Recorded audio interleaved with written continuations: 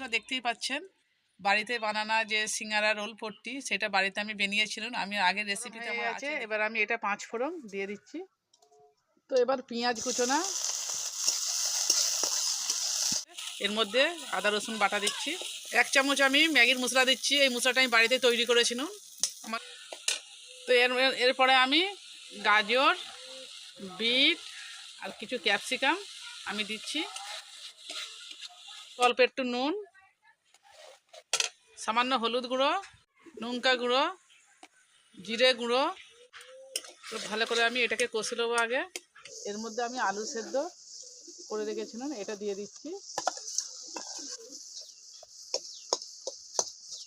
তো এর মধ্যে আমি কিছু বাদামকে ভেজে রেখেছিলাম দিয়ে দিচ্ছি।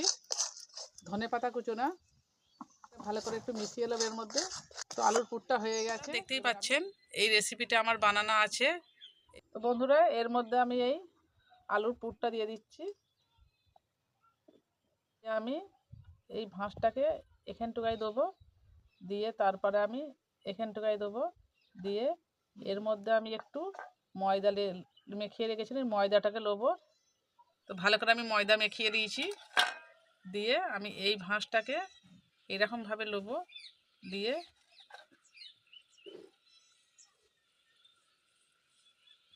এই তো আমি এইরকমভাবে আমি সব কটা সিঙ্গারা। বন্ধুরা তেল গরম হয়ে গেছে, এবারে আমি একটা একটা করে ছেড়ে দিচ্ছি।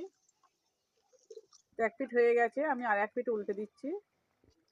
তো হয়ে গেছে, এবার আমি তুলে নেবো। তো এরকমভাবে আমি সব কটা ভেজে নিচ্ছি। তো এরকমভাবে আমি সব কটাই বানিয়ে সব কটা আমার ভাজা হয়ে গেছে। আমার এই রেসিপি যদি ভালো লেগে থাকে অবশ্যই আমার চ্যানেলটাকে সাবস্ক্রাইব করবেন। বাড়িতে বানানো যে সিঙ্গারা রোল পট্টি সেটা বাড়িতে আমি বানিয়েছিলাম। আমি আগের রেসিপিতে আমার আছে, দেখে নেবেন কি করে বানাতে হয়। তো আজকের আমি এটা ভেজে দেখিয়েছি। যদি ভালো লাগে আমাকে অবশ্যই কমেন্টে জানাতে ভুলবেন না। তো আজকের মতো আমি এখানে শেষ করছি।